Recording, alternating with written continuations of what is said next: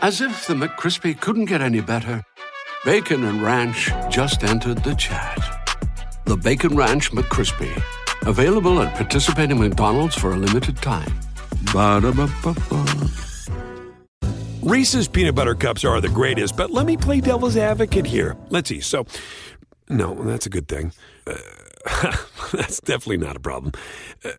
Reese's, you did it. You stumped this charming devil.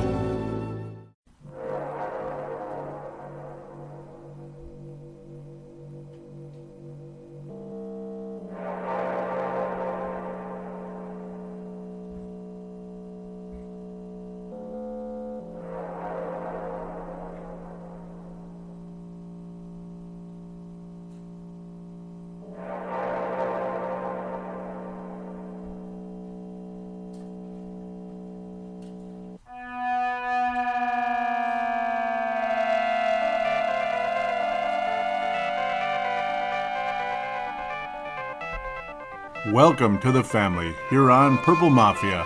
I'm your host, Paladino Joey, or Joey Awajan. Purple Mafia is available on the sportstuff.com, iTunes, Stitcher, and Double Twist. 8 years later, we do this again. 57 years later, we do this again. Or dare we call it, the curse of 1969, Super Bowl number 4, lives on yet another day, yet another season, as the NFC Championship game would wind up unexpected 38-7 in favor of the Philadelphia Eagles. Not much really to say about this, is there? Other than nothing seemed to work out except the first drive of the game. Case Keenum, things looked so positive. Jerick McKinnon, even the opening play of the game, Latavius Murray was able to march 6 yards forward against the number one rush defense in football. We're going to be talking about number one this, number one that when it comes to defense, because the Vikings were everything but that throughout the entire game. I've never seen anything like it, but then again, I guess we saw it again way back in 2000, 41 Donut. This was a lot more like that game. Other than the opening drive, Mrs. Lincoln, how was the play in Lincoln Financial Field? Other than that, Mrs. Lincoln, how was the play? You saw a mediocre quarterback who'd been a backup most of his career, a la Kerry Collins. Mediocre quarterback, he started back up this and that, and then he looks like, I don't know, it looks like Peyton Manning, at least for one day. He actually looked like he had an arm. He was as accurate as all get out. And you know what? He's had some good seasons when Pat Shurmur was the offensive coordinator in Philadelphia, so give him credit.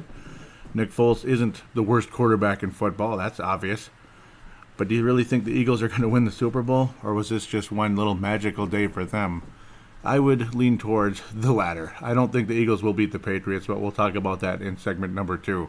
If I survive that. No, I'm kidding. No, I'm going to survive it, but we all live on. I always like to talk about walking away, this and that. If I walk away, I'd be throwing away something that, well, one of the positive things in my life, when there aren't a whole lot of positive things. We all have lives that are difficult. We have works, we have jobs that we don't enjoy. We have coworkers that we're sick and tired of looking at. Sick and tired of hearing their voice, seeing their unfriendly faces. And then you have Purple Mafia, or whatever your hobby is. You have to cling to it because this is one of the only things I got. That's a positive. Okay, there's positive things in life. I'm still okay. I'm still alive, this and that. The sun will come up tomorrow, though there'll probably be a lot of snow on the ground at some point if the snow ever does come. But days like today make a lot of us want to step away from the game. Make a lot of us want to just walk away because this was an utter crushing defeat by a franchise that came in and gave us so much hope, so much promise. A quarterback that looked like that backyard player, and you know what? He does still to this day have that backyard quarterback feel. Oh, Keenum back to pass, throws up to the right, caught by Diggs. He stays in bounds, and it's a Minneapolis miracle. That will always have a place in our hearts. But unfortunately, at this moment, the meaning of that is not quite what it could have been. And that's what sucks. The play will always be there. It'll always be remembered. Maybe, just maybe, in the coming years, that magical play will show its true magic, that the curse is over. But at this moment, the curse lives on yet again. The curse of 1969. Super Bowl number 4. Minnesota Vikings favored by 18 points against a mediocre Kansas City Chiefs team. And the Vikings don't score a touchdown until it was 24-0 in the fourth quarter. And that was all she wrote. The beginning of the underachieving play of this franchise. 57 years into its existence now, we still wait. We have to wait until season number 58 at the bare minimum. There's always next year. Well, yeah, there's always next year, but next year never comes. Will next year matter in terms of will this team take that next step? Can we do what the Pittsburgh Steelers did in 2005 versus 2004 when they ended in playoff disappointment? Great season, 15-1 team, but the season ended in disappointment. Everything's disappointing when you don't win it all. Or say a team like Jacksonville, who was one of the worst teams in the NFL, for them to be a play away from the Super Bowl and maybe even beating the Philadelphia Eagles in the Super Bowl, which I think they would have. Honest to God, I think they would have had a legitimate shot at it. That's extremely impressive. They have nothing to hang their heads about. But next year, it's like, will the stars align the same as next year? No. Will we ever get a chance to play at home in our own stadium in the Super Bowl? No. That's what hurts. That dream is now gone, and it'll never come back again. Maybe 10 years from now, maybe they'll give us another Super Bowl. Maybe we'll still be good. But 10 years from now, I don't even want to think about that. I'll be pushing 50. And some of you that are pushing 50 will be pushing 60. Yeah, wow, it's not fun. An exciting first drive. Jerick McKinnon getting those first downs, removing the chains. Keenum to Diggs. Even Thielen was able to make a catch at some point down the stretch. But Diggs looked good, other than getting a knee in his back. He was okay for moments. But then that nice little lead pass into the end zone to Kyle Rudolph, wide open. And you saw guys throwing their arms up on the sidelines of Philadelphia. Here we go. This is going to be that wonderful afternoon where we're finally going to get to the Super Bowl for the first time in 41 years, and we're actually going to host it. Even though it's the New England Patriots, the most feared opponent in football, we're going to host it. And there's always that little chance because we host it. And because we were able to roll past this whole East Coast situation, we're going out east. We always get killed in the playoffs, and that continues, obviously, with today's game. But at that moment, we thought maybe we were going to get over that horrible hurdle, and maybe we'll beat the ultimate East Coast team, the New England Patriots. But again, the ensuing drive and all that, we get Nick Foles to go in a 3-and-out on his second attempt. They got the first down on the first one, then you get them to punt after their first their second series. Everything's okay, sort of, kind of, sort of, and then you get the pick six. It was unbelievable. You can't completely blame Case Keenum here, but you're hoping he could somehow avoid Chris Long's long arm of the law, or whatever you want to say, overly tattooed, in my opinion, arm that batted the pass away. He didn't touch the ball. He hit Keenum's arm, which made the ball underthrown, which was attempted to Stephon Diggs, and then it was taken away. And it suddenly goes from a 7-0 game to a 7-7 game, and you get this pit in your stomach thinking, okay, well, it's a tie game at least, but my goodness, this often changes things. And the whole talk about coming into the game, turnovers like this type cannot happen in this type of game. And that just kept going in my head over and over and over and over. And that was that was the beginning of the avalanche, because that was the only time the Vikings would score in the entire game. You'd get a second attempt, you'd get far down there. After the Eagles managed to score on their ensuing drive, the Vikings defense goes from what looked pretty strong in the first series and a half or so for the Eagles to a defense that started showing holes and then started showing more holes. And they started showing more holes. It went from Nick Foles nickel and diming our defense to suddenly being able to complete things downfield, where guys were open on the sidelines, guys were open up the middle of the field. Ertz just killed the Vikings time and time again. You saw missed tackles by Anthony Barr that were just ridiculous, uncharacteristic. You saw a third down defense today that went from number one in the history of football. So now you get the showcase, the big NFC Championship game, and this is what you get. You get nothing. I mean, you see a third down efficiency go from, again, the best in the NFL to what ended up being 10 of 14 by the Philadelphia Eagles.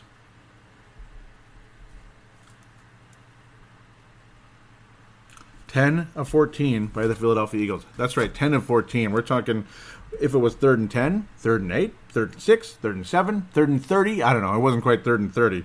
But it didn't matter what it was. They got the first down. And you're just sitting there staring at it like, really?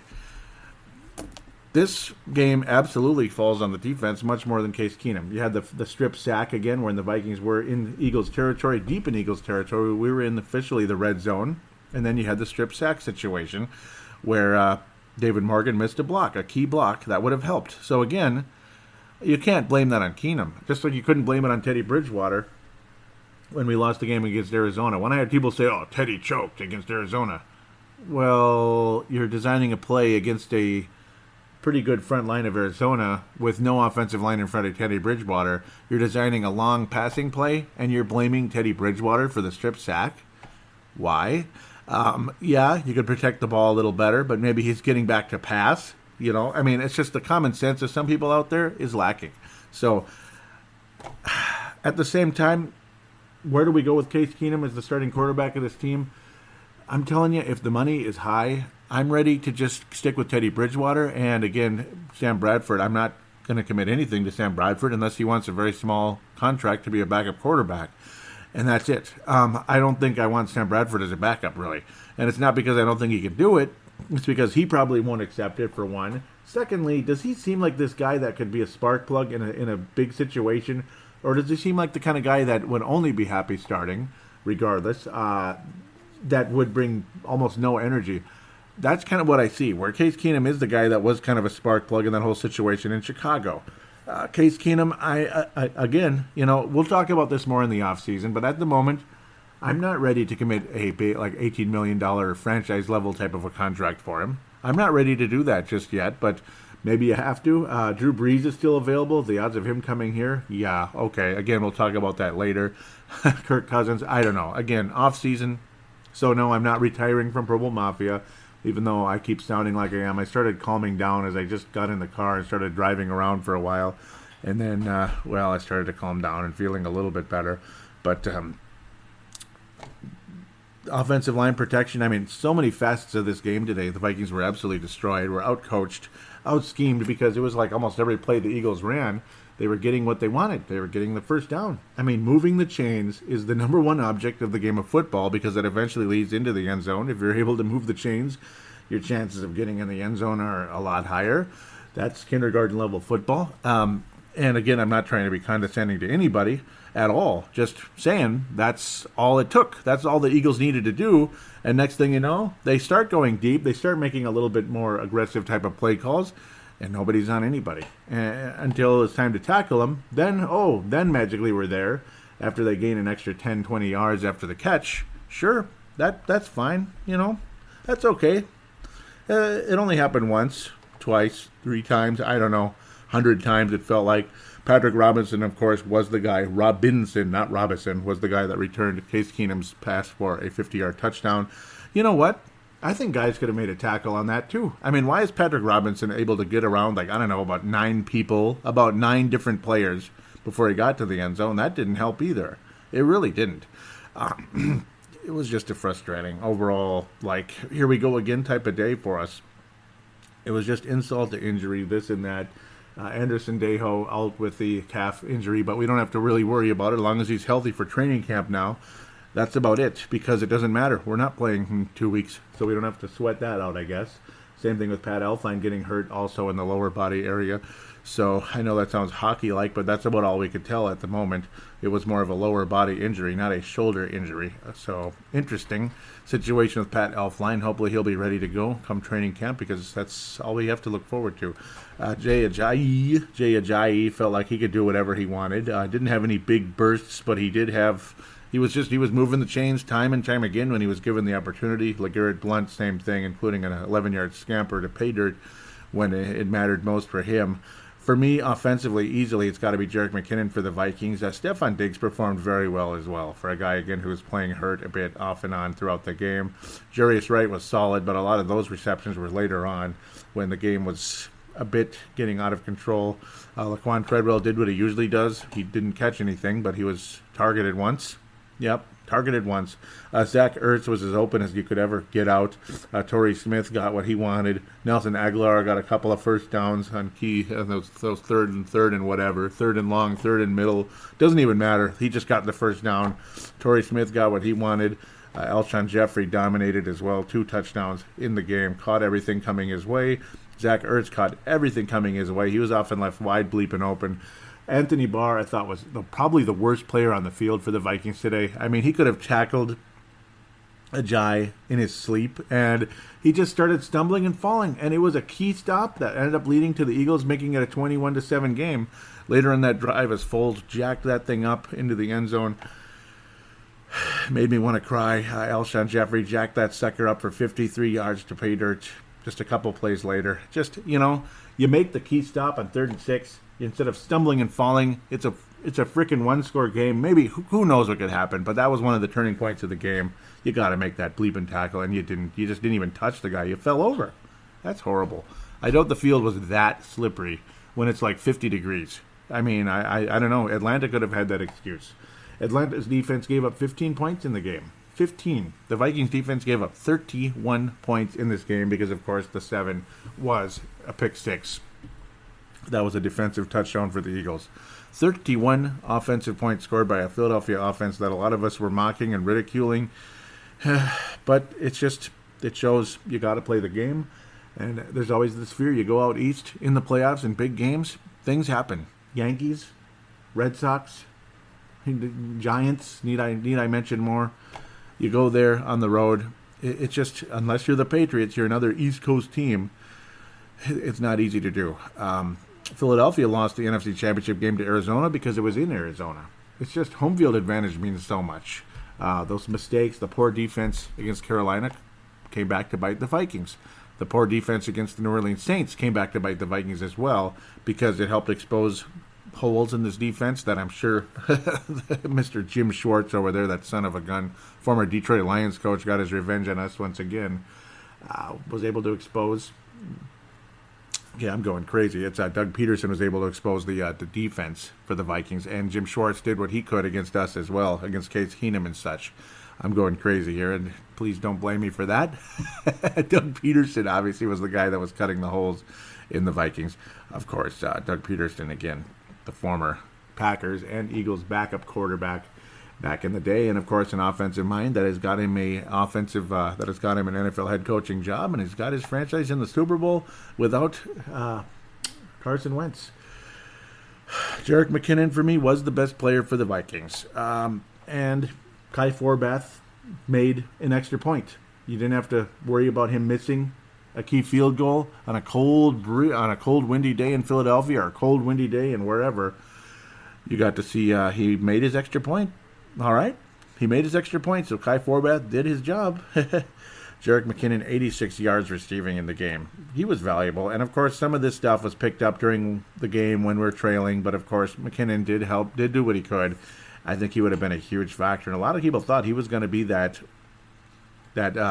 hero today. And you know what? He would have been if he would have ended up winning the game. McKinnon looked better than pretty much anybody else out there. Stephon Diggs, second place in that category. Kyle Rudolph did get that touchdown, but other than that, didn't work out. Inaccurate passes thrown his way. Case Keenum in these 2 playoff games was not as good as he was in the regular season. He looked sharp. He looked solid. He looked awesome against teams like Atlanta, against the Rams. Washington, he was erratic, but before that, he had dominated, throwing 4 touchdown passes. So Case Keenum better in the regular season than in the playoffs. Minnesota Vikings insanely good in the regular season and mediocre at best in the playoffs. You had to get a miracle play to even get to the NFC title game, and we will always remember that miracle play in the bottom of our hearts. So that's good. We can keep that and hopefully use that as some type of some type of a charm against the curse next year and beyond, should this team be competitive as they were this year next season.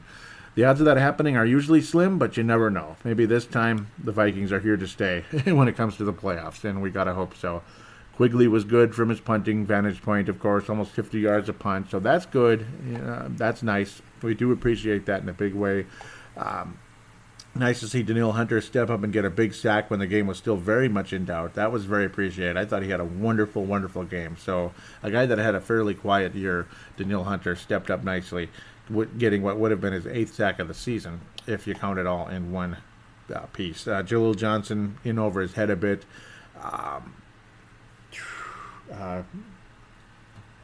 Stefan was definitely missed. He's definitely a piece, a depth guy. Any type of injury to anybody, not good. Trey Waynes got beat late when he had been good all year. Xavier Rhodes was terrible. Harrison Smith was out of position. Tom Johnson was really good at times, particularly early. Anderson Neho was generally good, but he's obviously had better games. Everson Griffin felt invisible. Linval Joseph did what he could most of the time. And Brian Robinson, I think this might be it for him, and that's unfortunate, along with Joe Berger. So Berger, they will definitely be missed. There'll be pieces that need to be replaced in the draft and such.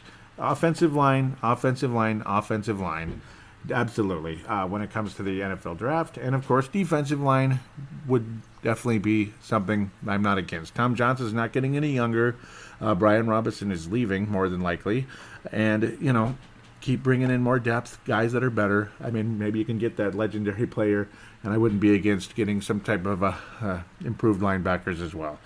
Anthony Barr is inconsistent.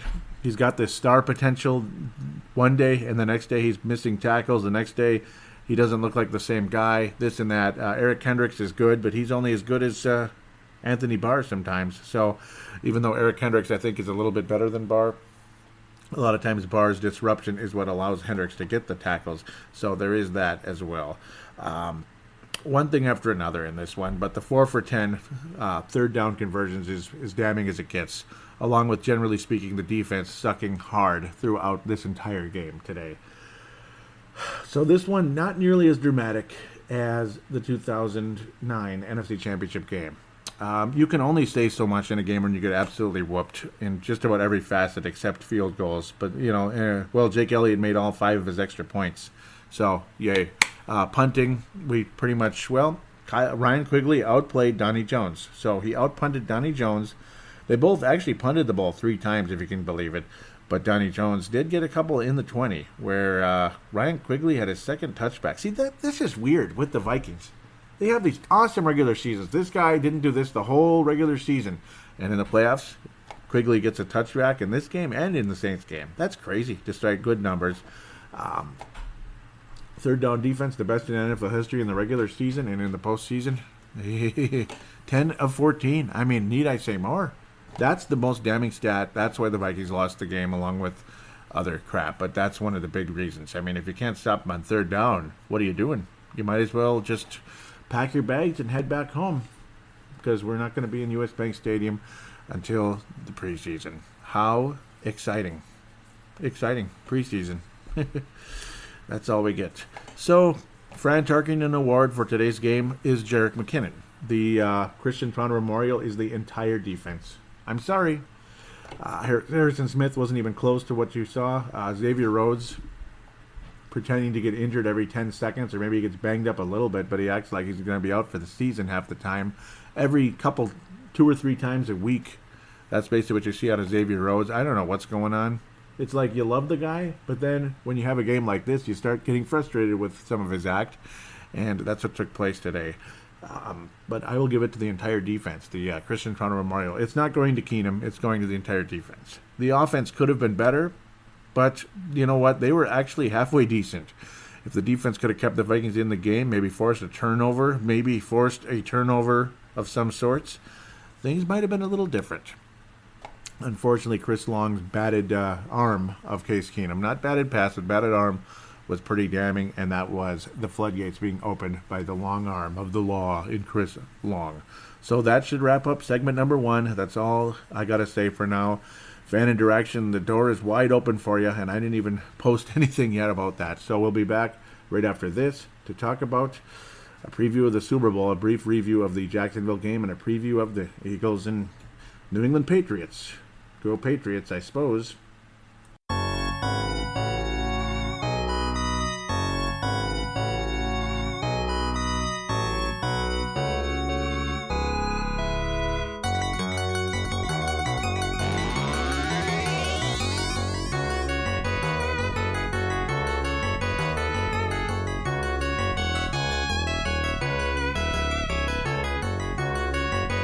And we are back here on Purple Mafia, segment number 2. Now we're going to preview things, and well, I suppose we got to review the AFC title game. Much more entertaining game. I had a feeling these scores might be the opposite of what they were, as in Vikings have a close victory over the Philadelphia Eagles, and then the Patriots rout the Jacksonville Jaguars, but things did not quite go that direction, so we know that. Going to do a quick addendum, errata, really quick. I didn't even talk about the quarterback statistics previously. Might as well get this out of the way. I mean, Nick Foles passed for 352 yards, almost 80% completion, 3 touchdowns, quarterback rating 141.4, and that's what happens when you have a great offensive line, partially. It definitely helps, and that's what the Philadelphia Eagles had. Despite their left tackle being out, the replacement did a fantastic job as well, and Everson Griffin couldn't do a whole lot. And obviously the offensive linemen help each other, and it's just kind of how it goes, and that's why the Minnesota Vikings need to focus heavily on offensive line in the draft. And you know what? Defensive line as well. There's nothing wrong with taking another Danielle Hunter, or really lucky another Everson Griffin. But hey, I'll take another Danielle Hunter any day of the week. That's for damn sure. Or another run stopper. Of course, with Sharif Floyd being gone and all that. And Tom Johnson's not getting any younger. Case Keenum, ultimate quarterback rating at the end of the day, about 64, 63.8. 2 interceptions. Of course, one of them batted down. The other just kind of was what it was. Both quarterbacks only sacked once in the game, but Keenum was hurried about a bajillion times against this fantastic Philadelphia defense. And, of course, the one touchdown during the opening drive. Completion percentage 58.3, and he managed to get 271 yards. So the passing game was working, kind of, sort of, maybe. But, of course, when you couldn't really generate a whole lot of running game for the most part, not a whole lot you can do. Jerick McKinnon managed a 10-yard run, and that's it. He was better than Latavius Murray at the very least. Latavius Murray was the 3 yards and a cloud of dust. Or was it 2 yards and a cloud of dust? Well, pretty much. Ultimately, he was his yards per carry about 3 for Latavius Murray. But when you're behind, you can't really do a whole lot of running. That's kind of common sense in the National Football League. So let's talk about the AFC Championship game. Sorry to go back into that again, but I just wanted to do a little bit more of a complete job, we'll say, when it comes to reviewing the game, talking about how well the quarterbacks did in this game. So, AFC Championship game, things looked pretty positive for the Jacksonville Jaguars for the most part. The Patriots did start early. They did get on the scoreboard early, so it's like, okay, here come the Patriots, but then after that, it was all Jaguars for about at least the whole second quarter. Things looked extremely positive in favor of the Jaguars as they were stopping the Patriots time and time again, pressuring and sacking Tom Brady. And it's like, oh my God, is it going to be Vikings and Jaguars in the Super Bowl? Could it be destiny? Maybe. And you force Blake Bortles into an interception, or maybe the freaking Jaguars ended up being what the Eagles were today if we go to the Super Bowl. Who knows? We'll just never know. Tom Brady is able to settle down, get his guys together.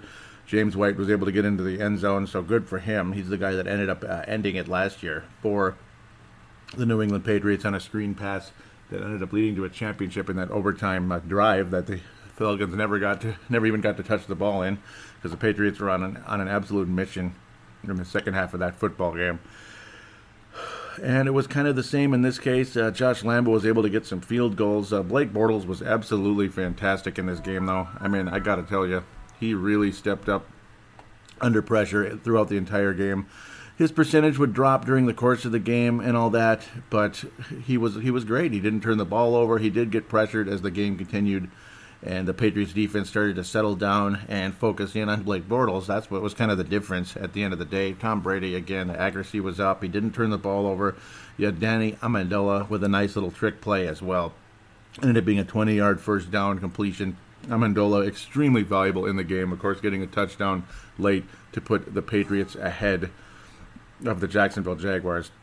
You end up with 84 yards, 2 times in the end zone, extremely valuable throughout the game. Of course, Gronkowski hitting the head-to-head deal there, and that was quite unfortunate. Definitely the kind of stuff you don't want in the NFL, and that's what took place. Barry Church was the guy. Needs to go back to church after that one. That was a pretty naughty play. Head-to-head collision with Gronkowski. Condition unknown at the moment, but concussion protocol, and he had the blank stare, did Gronkowski, and he kept saying, wow. So that can't be a good thing. Patriots will need Rob Gronkowski in the Super Bowl. Should they be able to beat the Philadelphia Eagles, they're going to need him without a doubt. They're going to need all the weapons they can get against that extremely good Philadelphia defense. Our dislike for the Philadelphia fans ultimately shouldn't go necessarily towards the team of the Eagles, but again, the frustration definitely continues. And hey, I've always liked the Patriots more than the Eagles anyway, so I'm going to root for the AFC. and how can you not favor the Patriots in this game anyway at the end of the day? New England continued to kind of change the momentum of the game. They started to slowly take control, even though Josh Lambo would add some field goals. Jacksonville's defense was surprisingly good throughout the game. They did build that 10-point lead back after the 2 field goals from Josh Lambo, including a 54-yarder, which is pretty impressive. 54-yarder on the road outside, but it wasn't all that cold. It's because it's not really that cold anywhere at the moment, unless you go really far north of here, and I mean really far. Jacksonville able to build a bit of a lead there, play solid defense, but then you just knew what was coming as you could feel the momentum changing. You saw the seriousness in Tom Brady's face without getting crazy, like a calm seriousness. And then there it was, Danny Amendola, Brady hitting Danny Amendola twice into the end zone, giving Jacksonville all kinds of time to score, but they couldn't get anything done. It went from Jacksonville completely shutting down the New England Patriots and putting Tom Brady on his back to New England putting Blake Bortles on his back, and the interception, or not interception, but incompletion late. Heartbreaking. Nice breakup down the stretch that changed things dramatically. It would have been a major completion down the field. But Stephon Gilmore made a spectacular pass deflection, literally like flying in the air, knocking the ball away. That might have been a game-changing moment as the Jacksonville Jaguars trailing in that game.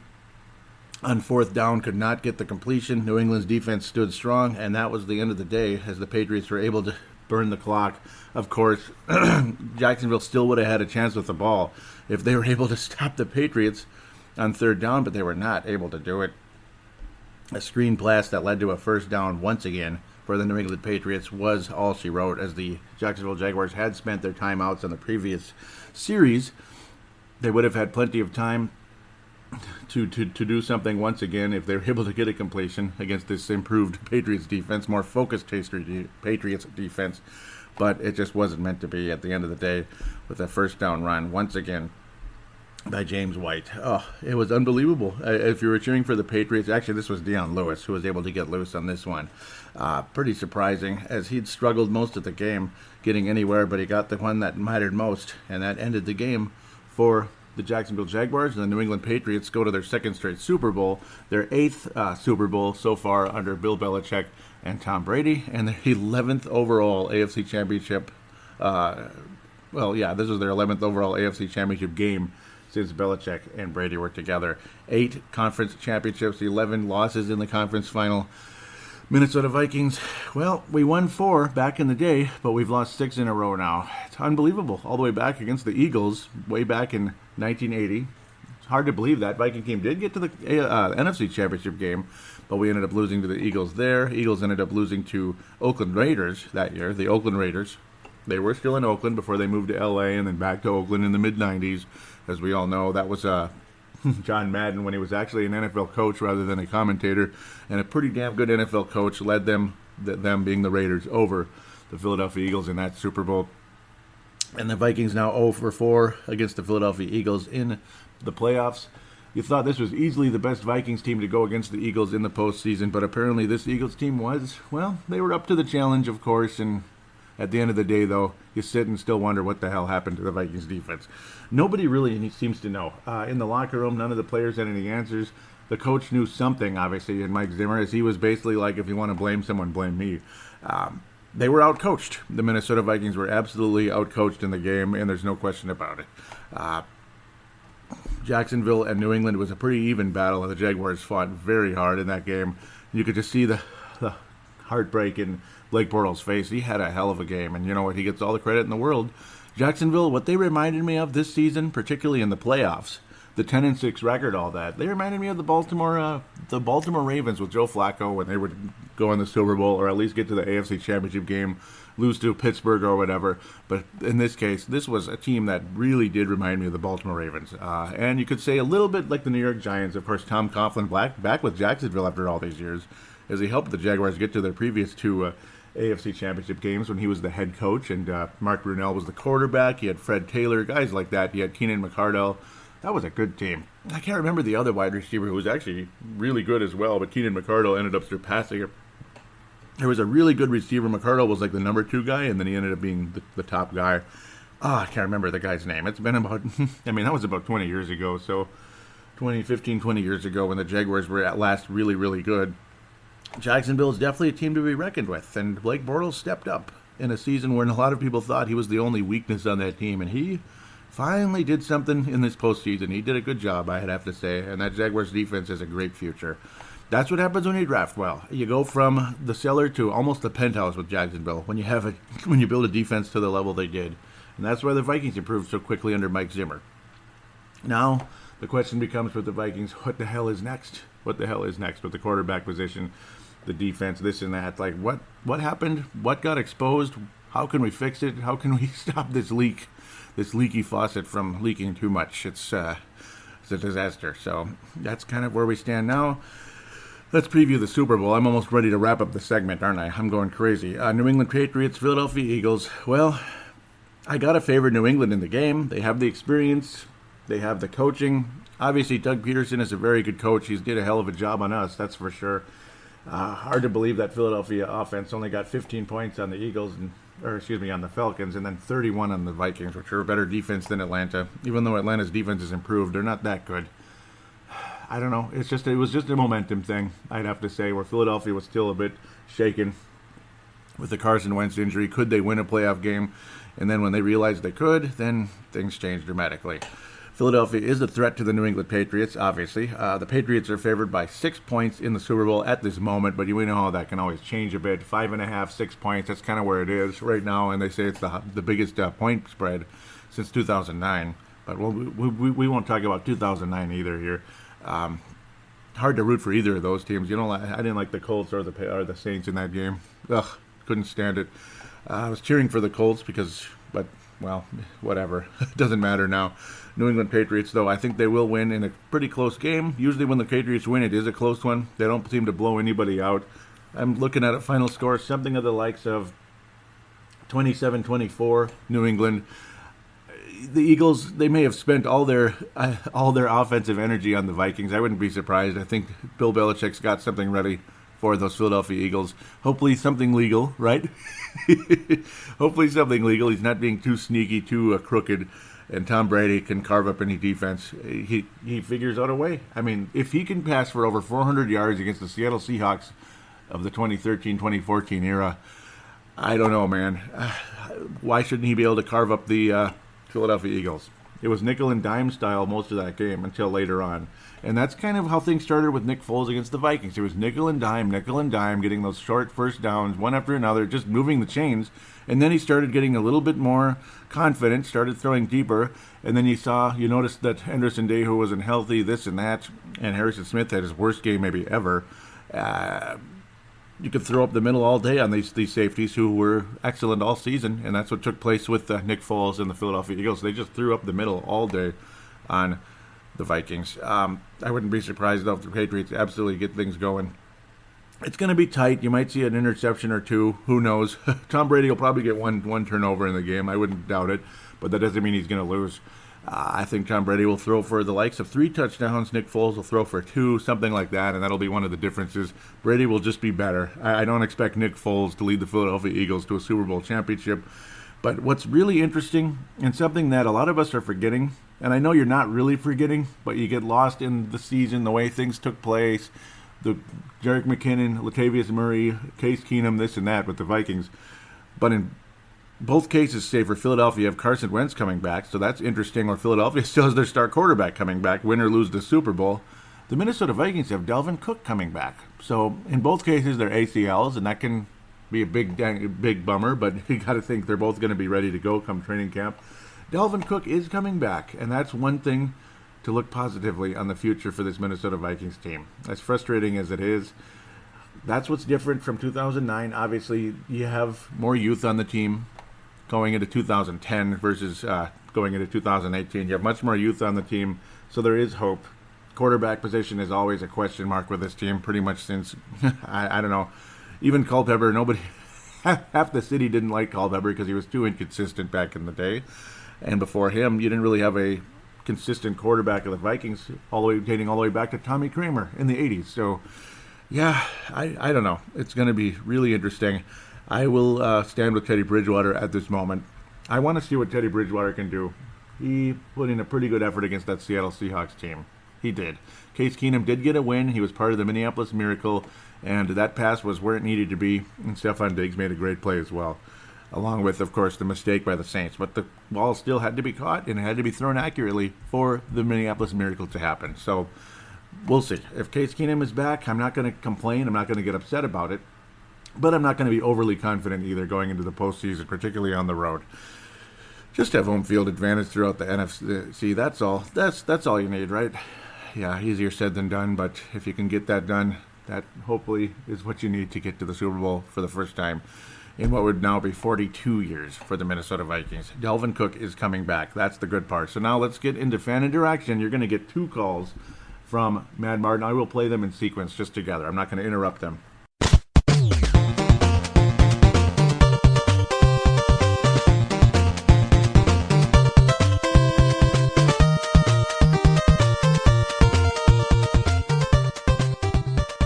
End zone. I mean, wow, just a big mistake. You just got to be able to, you got to take advantage of it when they do that kind of stuff. 10 seconds to go. 24-23 Saints. Vikings at their own 39. It's third down. 3 receivers right, Thielen left. Marshawn Lattimore 12 yards from Adam. Case on a deep drop. Steps up in the pocket. He'll fire to the right side. Caught by Diggs. Stay up. Oh, my God. Oh, my God. 30. No. 10. Touchdown. Are you kidding me? It's a Minneapolis miracle! Stephon Diggs and the Minnesota Vikings have walked up on the New Orleans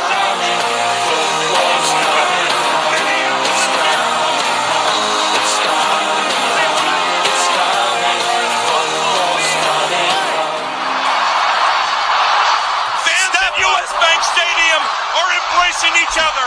They're trying to climb into the box to hug us all. Nobody can find Stephon Diggs. He ran into the tunnel.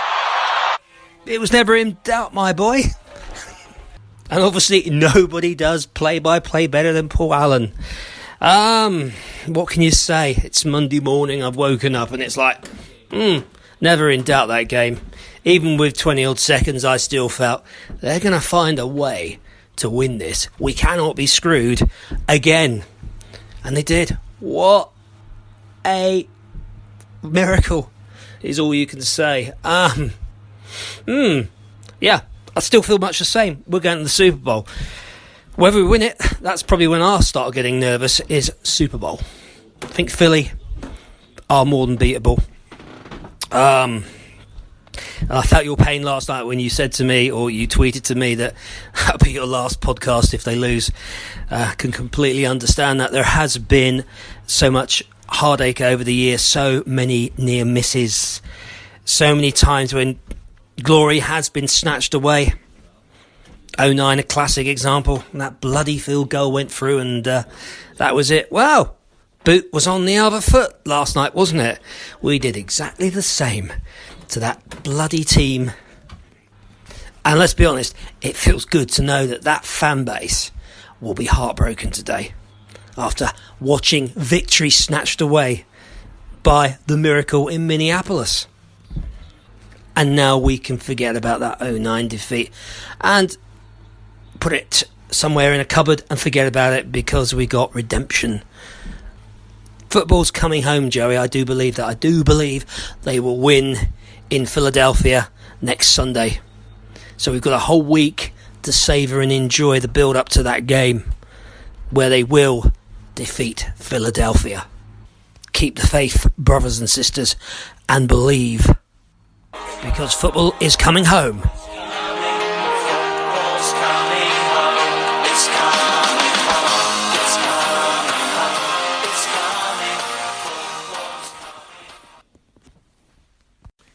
Morning, Joey. I hope you're not feeling too shell-shocked or stunned. It's about 8 a.m. local here, which is probably 2 a.m. your time out there. It's wet and miserable here in Scotland, which kind of sums up my mood. What can you say? I mean, the defensive performance last night was inexplicable. I am kind of lost for words in explaining what the hell happened there. Was that defence already in the postseason and gone on holiday? Yet again, they produce another disastrous performance in a championship game. But I'm kind of lying in bed this morning because I couldn't sleep. It was like sleep deprivation rules today. And thinking along the lines of, well, in hindsight, looking back at the game against the Saints, a shutout in the first half. And then we've had 3 halves of football where statistically the best defence in the league allows 62 points. Think about it, 62 points. That has a lot of similarities to the back end of the 2016 season where the defence just basically faded away towards the end of the season. And they did that again last night. They just didn't turn up. Unreal. 62 points in 3 halves of football. That is unacceptable. And the offence really wasn't able to generate anything, and that's hardly surprising considering the situation that they were put in. Yuck. To me, this is worse than 41 Donut because I didn't expect that team to win, and I expected this team with a talent on the defensive side of the ball to find a way to grind this out, get enough points and win and take us home. They didn't do it, and it's galling, but not, I guess, unexpected. So we're rolling to the postseason now with yet again a lot of questions. Who's going to be the new OC? It's going to have to be a guru because, as we all know, Zimmer doesn't really have a lot to do with the offensive side of the ball. So we need someone that can make things happen. And at the quarterback position, it's a quandary, isn't it? 3 quarterbacks, 2 with dodgy knees, and 1 that I don't think the organisation truly believes in. And I think after the performance in the last 3 halves of football, I don't think the fan base believes in either. I don't know. It's a difficult one, isn't it? I don't believe, like you, I think you tweeted that you didn't want Case Keenum. I don't think I want him with a franchise tag. I don't think we can justify that kind of money for the guy. Of the other 2, there's too many questions with their knees. Maybe you do roll with Bridgewater next year and you see where you go. Maybe that's the best option. Let's see what Bridgewater can do. And if he's not the guy, then so be it. But at least we can find out. I think you also tweeted that you were in favour of bringing in Drew Brees. I'm not comfortable with bringing in a nigh on 40-year-old quarterback for maybe a year or 2. I think we need to find the answer at the QB position, and that has to be through the draft. It really does. We had a fantastic opportunity this season, and we blew it. Next season, I think, is going to be a toughie. You've got Patricia going to Detroit. He's got Stafford. He turns that defence around. They're a legitimate threat in the north.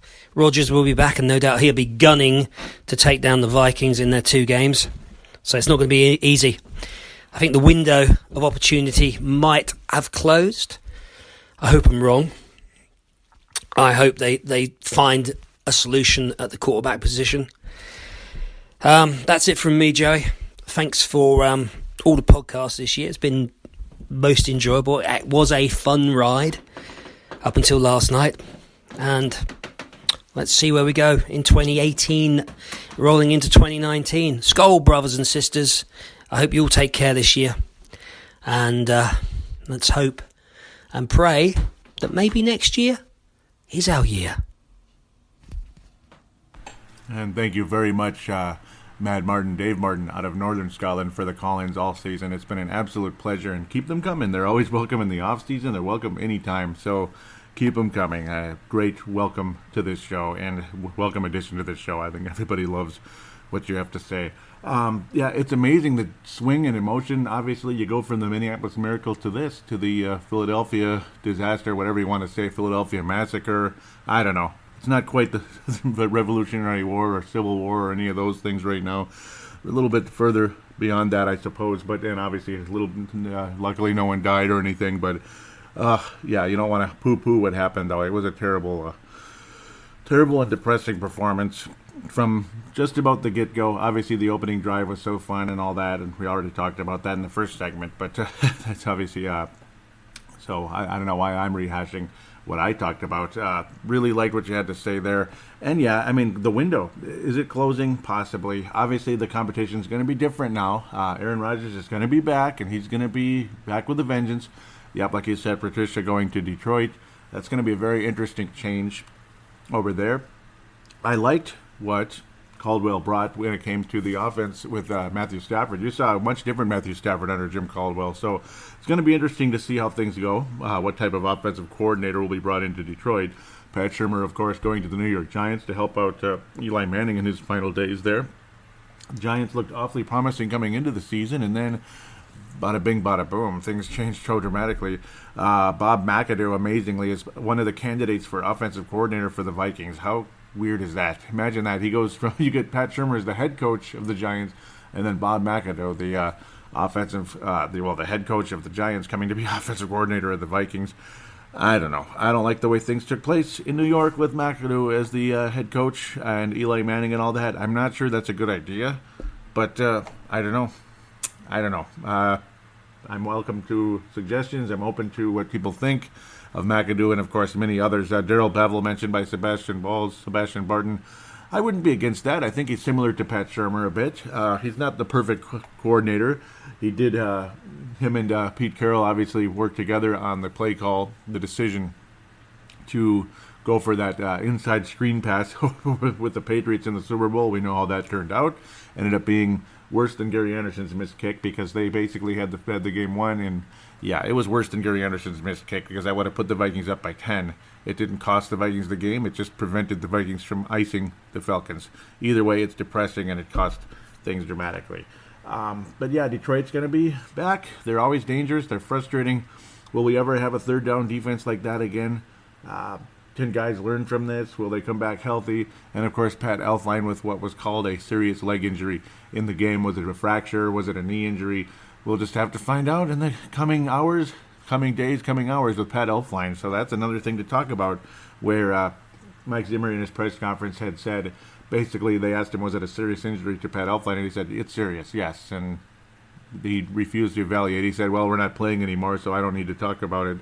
And obviously Mike Zimmer in a rotten mood after that game, and I was too. I apologize to anybody that I was a little bit short and curt with in my conversation last night. Just unhappy, very unhappy, and understandably, I would hope. Tanae Brown retweeting the last show. Thank you very much. Mad Martin also retweeted it. James Beck and Vince Germano have tweeted it in the past. I think they did, but I don't know why it disappears in the feed sometimes. It gets confusing. Twitter's getting weird. They put up all these other notifications from people you're not even interacting with. It's like celebrity stuff. I don't know why. It's annoying. Mad Martin says, woke up and it's good to see there's a podcast waiting for me. Will listen at work, still buzzing on 3 hours of sleep. Yep, I know that feeling. This is at Purple Mafia Show, not at Wolves Explosion. That's Timberwolves Explosion. Check that show out if you like. Timberwolves Podcast, Timberwolves Explosion on iTunes. Check out Brave the Wild as well, if you could, for hockey fans out there. But yeah, at Purple Mafia Show, Mad Martin was saying that about 3 hours of sleep. Mad Martin continues saying, most enjoyable podcast, brother. Was I the only person on the planet who still believed with 10 seconds left they would win it? It was like, yeah, never in doubt. Just 2 more podcasts and you can retire and relax. At least retire for the off season, yeah. There'll definitely not be a show next week, but then the week after I'll review the Super Bowl. Yeah, I'll review it. It'll probably be a fairly short show, and of course the first segment will be all Vikings. Second segment, actually, yeah, well, we'll get to that when we do, but there'll be a lot of, it'll be a 2-segment show. So yeah, I'll review the Super Bowl, and then the second segment will be fan interaction and Vikings conversation. And if there's any Viking news, that might be a short first segment, depending on such. Like an offensive coordinator gets named right away. It'll be stuff like that. So it'd be a 3-segment show, like a very brief Viking news deal. And then, of course, reviewing the Super Bowl. in segment number 2. And then like most off seasons, it'll be 2 segments, because there's no games to review. When there's games to review or preview, 3 segment shows, off seasons 2. That's how it is with the Wild also, and the Timberwolves Explosion show. Matt Martin says, we have had more than our share of bad luck. Time to rebalance that with a first Super Bowl win. I wish. St. Walker Antonio Fett, out of the Philadelphia area, but he's, of course, a Viking fan, and he's from here. Related to Mark Carlson, of course. He says, he's Anthony Carlson. He says, I'm at the checkout line at the store, decked out head to toe in Vikings, and there's a Saints fan right behind me. This is awkward. Uh-oh. That's funny. That's funny. Yep. Oh, man. Yep. So we continue to see. This is where all these crazy highlights. Here we go. Tanae Brown. Yep. He's got the replay going on of the Minneapolis Miracle where Case Keenum was getting ready to go. And that was a wonderful moment indeed. Nice TV there, by the way, too. That's pretty cool. Nice setup in your apartment there. Or house, I'm not sure. But, yeah, that's pretty awesome looking. I missed that. Tanae Brown out of New Zealand. Antonio Fett says, what do the Vikings have to do to bring it home? Whose performance is more critical, offense or defense? For me, it was defense.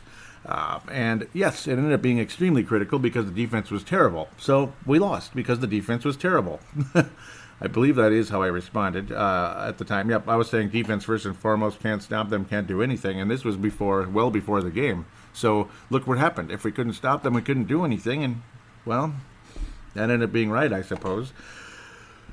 Just a couple minutes, just a day before the game, Mad Martin says, just over 24 hours to go, my friend. How are you holding up? And he says, I thought Tanae Brown, now we're into the AFC title game, says, I think Gronk might be done for the game. And, yeah, we'll see. Hopefully he can come back for the Super Bowl. Because, see, at the time you're thinking, oh, that might be an advantage for the Vikings again. Yeah, well, we're going to want Gronk healthy now because I don't want the Eagles to win. Patriots are my second favorite team anyway. It would have been really tough in that Super Bowl. It's like I don't want to end up starting to hate the Patriots for whatever reason after that game. Yeah, but hating the Eagles is another thing. They're a conference rival anyway, so it's easy to hate any conference rival. You don't want to see your conference win. Do you really want to see a conference rival win? Nah. Matt Martin says, relax, brother. They've got this. Hashtag fake. I don't have any doubts. Faith.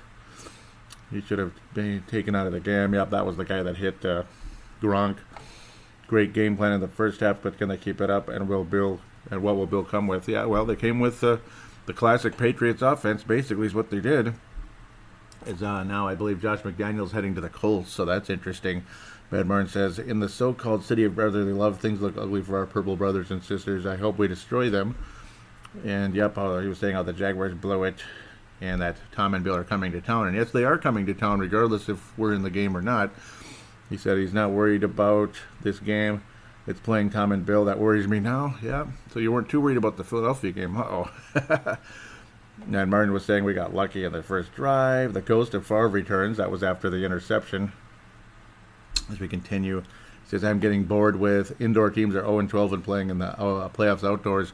I agree, and it's annoying to hear about, and it's at the same time, it's annoying that it keeps happening. It's annoying that they end up coming out correct in that indoor teams can't win outdoors. And that's partially why I kind of wanted an outdoor stadium. I mean, we've been to the Super Bowl how many times since we moved indoors? We went to the Super Bowl how many times when we were outdoors? So that's kind of why I wouldn't have been against an outdoor stadium. I really wouldn't. It sucks. Because you're going to probably, well, unless you have home field advantage, dome field advantage, or whatever, skull field advantage, you got to have to probably go outdoors at some point if you're going to make it to the Super Bowl. And it just continues to bite us. That's why I was so scared about going out east, because we ended up having another version of 41 Donut. Just like Mad Martin said, he felt this one was worse. And in a lot of ways it was, because this Vikings team was really, really good in a lot of areas. The 2000 Vikings defense was horrible, and it didn't surprise anybody that they got killed in that game because of that defense. You just hope that Culpepper, Moss, and Robert Smith would have some type of a response. Chris Carter, and others along that offense, Andrew Glover and such. Remember back in the good old days there, kind of good old days. But when you had Anthony Bass, Antonio Banks for your safeties, Wazto Serwanga type players as your cornerbacks, you're not going to win a whole lot. Wow. Matt Martin says, that was horrible to watch. Where's the D tonight? Sleeping? hope this team's not having a letdown after last week's magical ending, and apparently they did. You're saying right time for Case to get the offensive moving. Wow. Yeah, 13 yards since the pick six. Yeah, isn't that terrible? Yep, you're saying you need to drink, need to turn over fast. So far, this is an embarrassing performance. 5 drives, 2 and 3 out, 3 and outs. Yep, and the fumble. Yep, there was the strip sack as well in the game. Defense getting torched. Yep, he was saying all season we need home field advantage in the postseason, but I'm not ready to give up on this game. And yeah, you were saying that before, that we needed home field advantage, and I agreed the whole time with that, 100%, especially because we were thinking about Carson Wentz being healthy.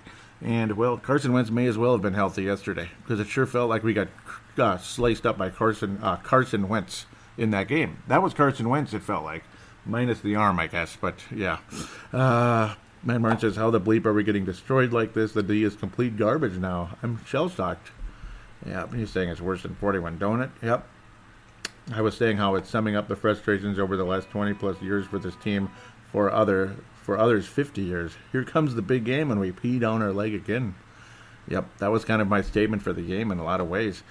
And Martin, as we head to the end of the game here, says, I'm sick to my core, but the positive was that I had no expectations this season. But another championship defeat, so hard to stomach. Yeah, he was saying it's not to be my friend, but it was a fun season up till tonight. I hope New England destroys them in 2 weeks. Their fans are arseholes and deserve a good beating. Skull, my friend. I couldn't agree more with that one. I hope they get smashed out as well. I was talking about, because Tom Hohen responded. I was saying I officially do not want Case Keenum to be our starter next year, especially not for a big giant contract. I will take my chances with Teddy Bridgewater at this point. Tom Hohen says the team has a truckload of cap space, somewhere in the neighborhood of $60 million. If none of the 3 on the roster deserves the money, guys like Breeze and Cousins are out there, and Cousins would be awesome, I think. He's saying, Tom Hohen is saying, spend the money on Breeze, and you'll have money to go towards offensive line or defensive back. Yep, I'd even go with defensive line as well, but O-line still, depth and, valuable depth.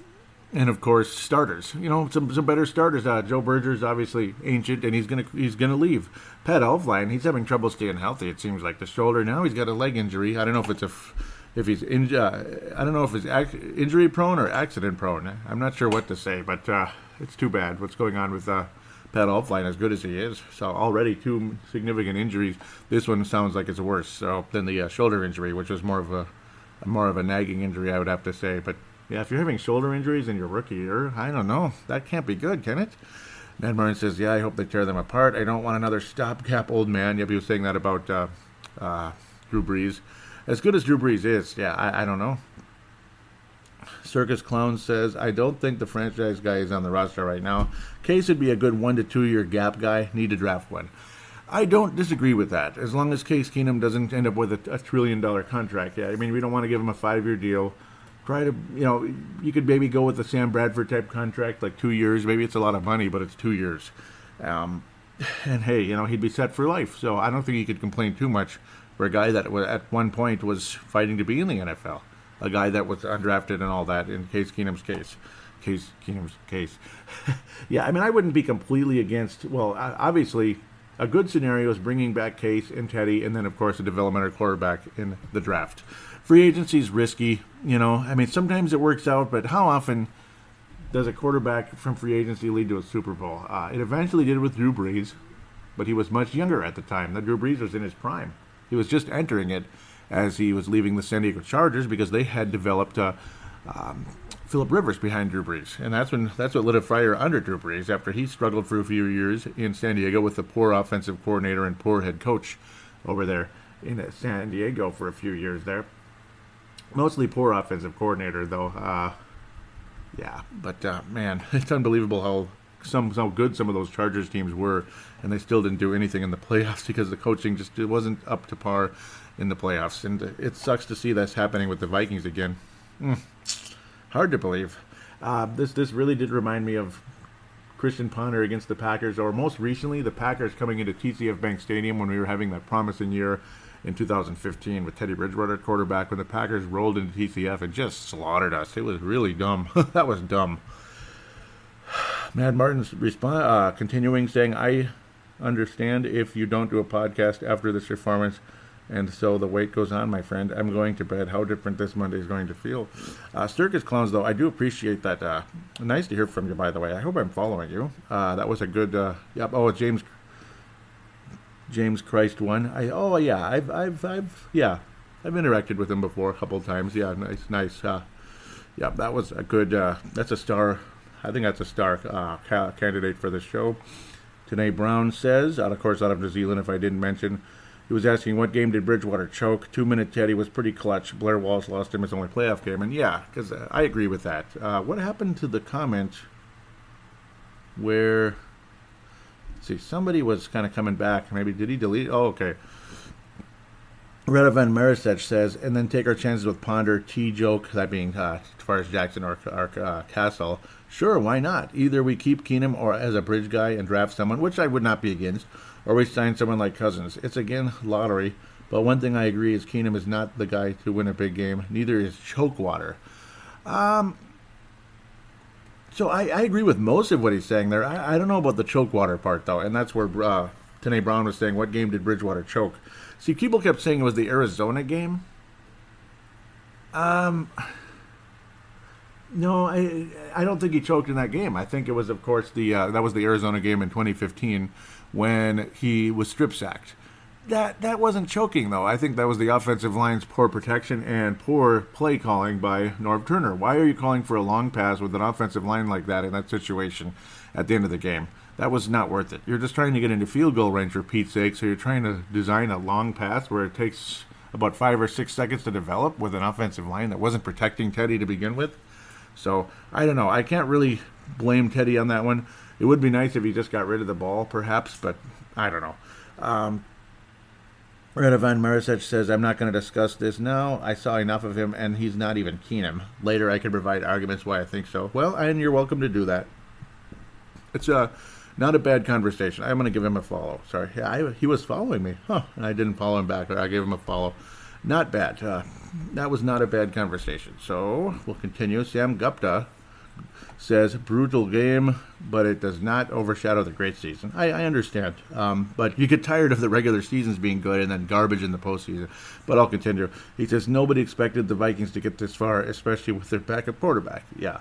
I guess it's onto the slow off-season news cycle for us. Yep, once again.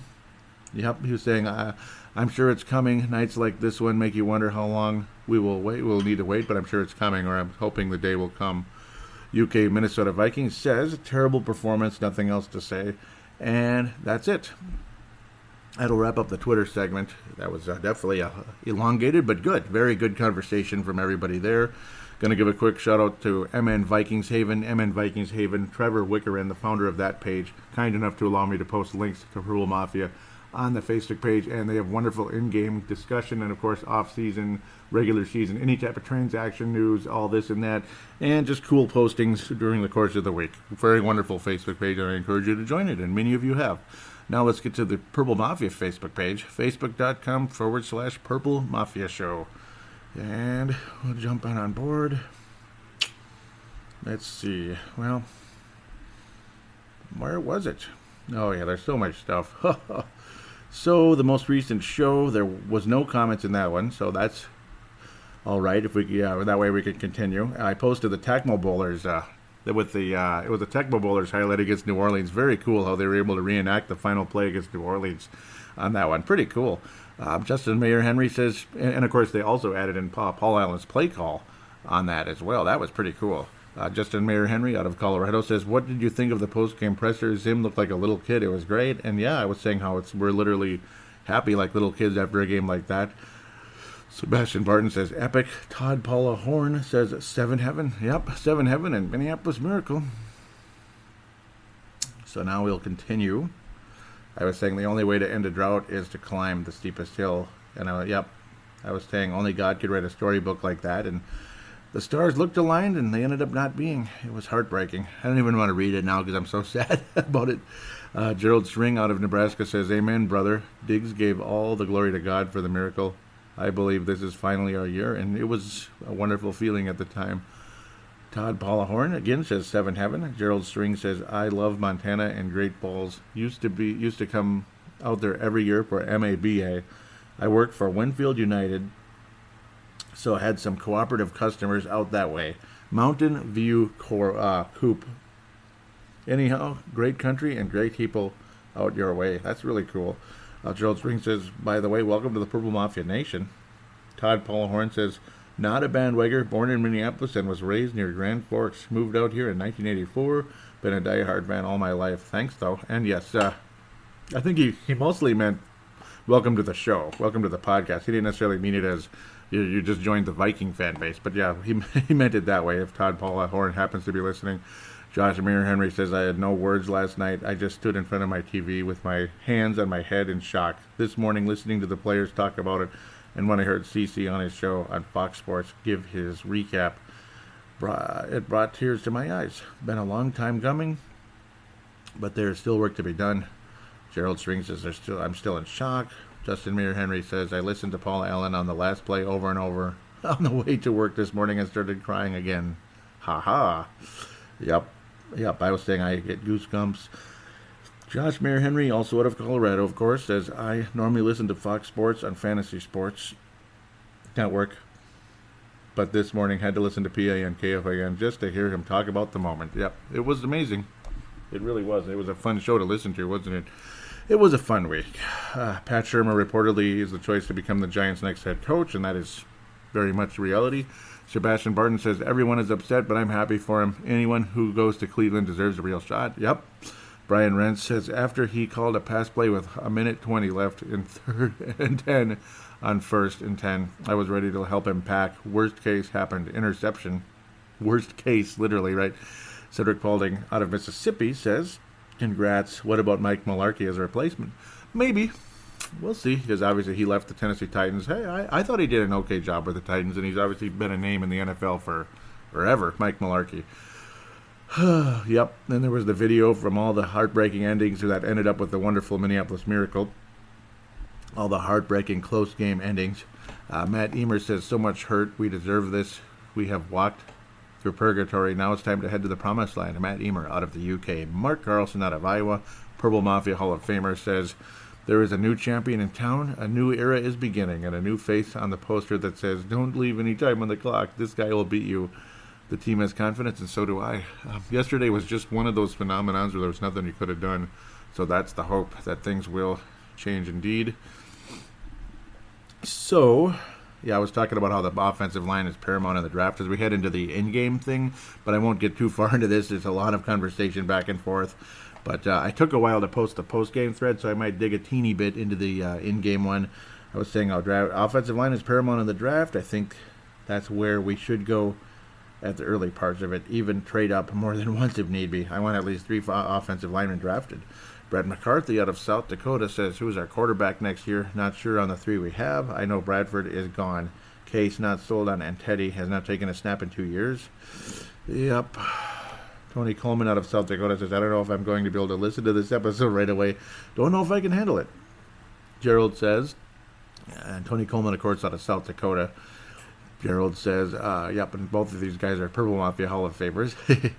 Future Hall of Famers, because it's not official yet. The whole thing isn't, created yet. Tony Coleman says, Gerald says, I agree with Tony. I'm just done with this incompetence indefinitely.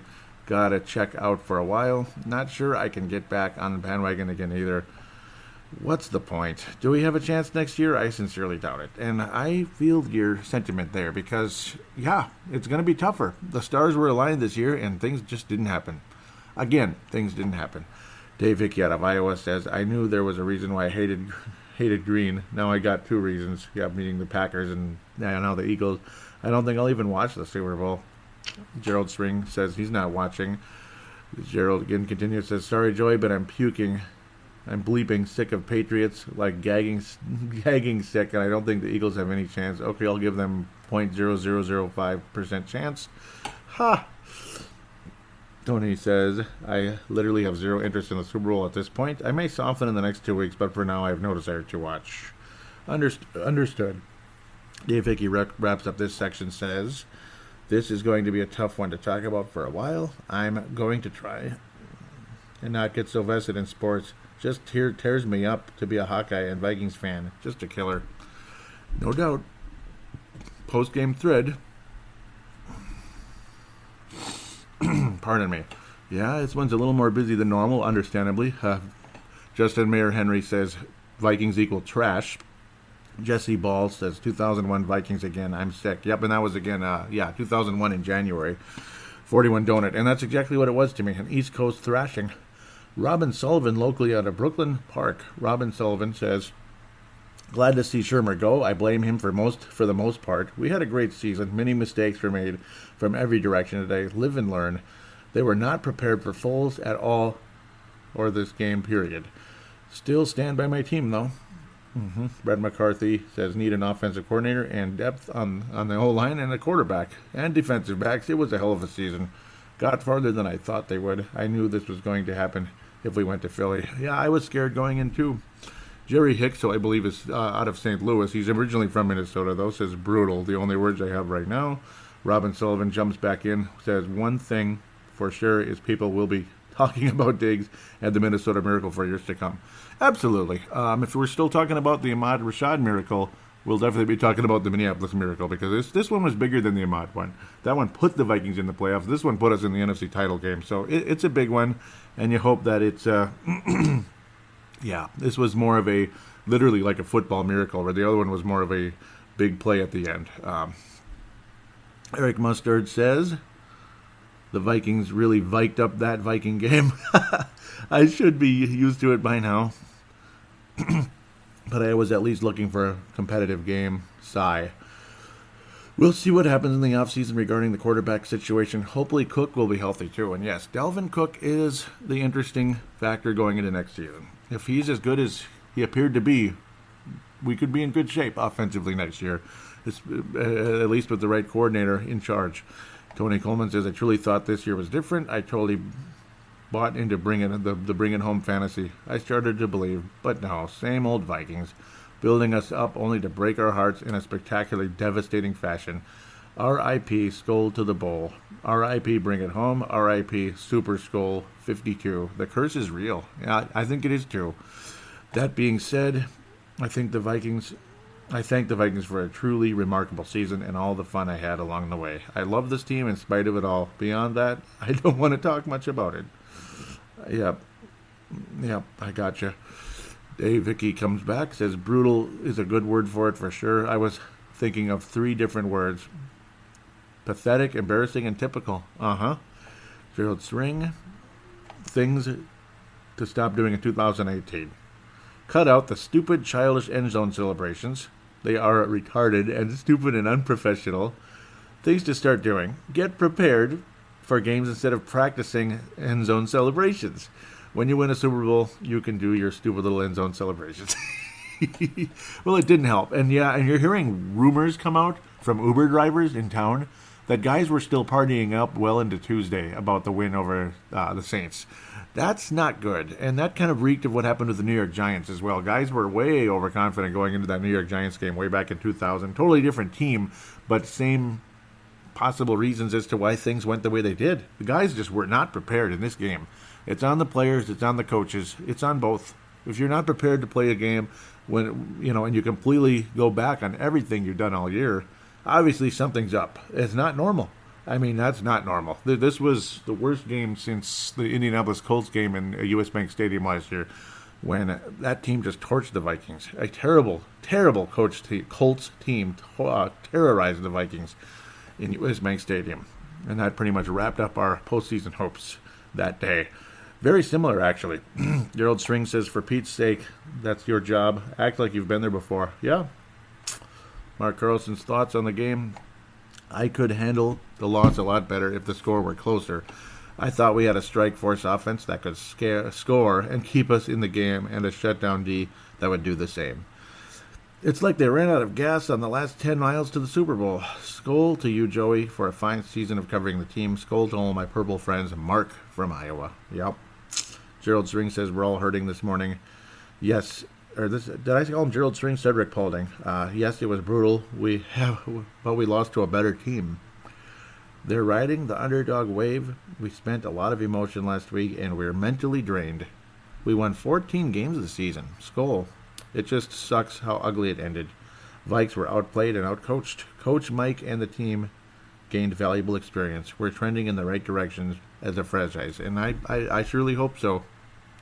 Almost done with this section. Dave Hickey says, it's like they did Yep, exactly. It's like they did the opposite of what they did all year to protect the ball. Best and third. O-line protects quarterback. All gone from that shit performance. And Dave Hickey and Cedric Paulding, I think, should be star candidates. Cedric Paulding says, we must get our quarterback situation fixed. Nothing against Keenum. We need to invest some big-time money in our O-line this offseason or through the draft.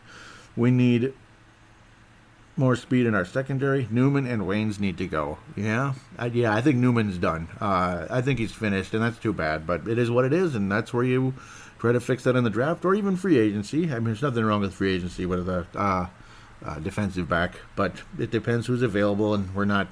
This is not an off-season show yet, but obviously no, and it's okay to talk about it. But I'm just saying I don't have the list in front of me just yet, and of course. None of us do at this moment, but we will, and it's okay to talk about it. Absolutely, I do think, Newman it's time to retire, unfortunately, and I feel for him. It's the farthest he ever got, and he had a lousy game too. Continuing Cedric's statement, Waynes is a liability, and Newman is slow. Can't cover a crossing road at this age anymore. Zimmer needs a home run hire for an offensive coordinator. I'm hoping for a larger wide receiver. Like I see the Vikes in a free agency go after Bryant or Alshon Jeffrey type to go with Diggs and Thielen. Front seven is solid. Looking forward to free agency and the draft until next season and go Vikes. And yeah, it's going to be a very interesting offseason. Hopefully a very positive one. Last offseason was downright spectacular. Can we all say that? Rick Spielman deserves a sitting ovation at least. He had a pretty good offseason. Let's be honest here. I mean, a 13-3 season and another NFC title game appearance, not win, appearance. But yeah, good to get back at least. Tony Coleman wraps up the section with a fascinating statistic: 49 playoff games without a single Super Bowl win, most in NFL history, and that is without a doubt. Tony Coleman, also a star candidate for this show, as there will be quite a few stars passed out, I believe, on this episode. Let's see, what was the... I was saying how I'll get the show wrapped up this morning, this and that. And yes, it is going to come out this morning. Dave Hickey says, a pity having to do a show about their lackluster performance last night, Joey.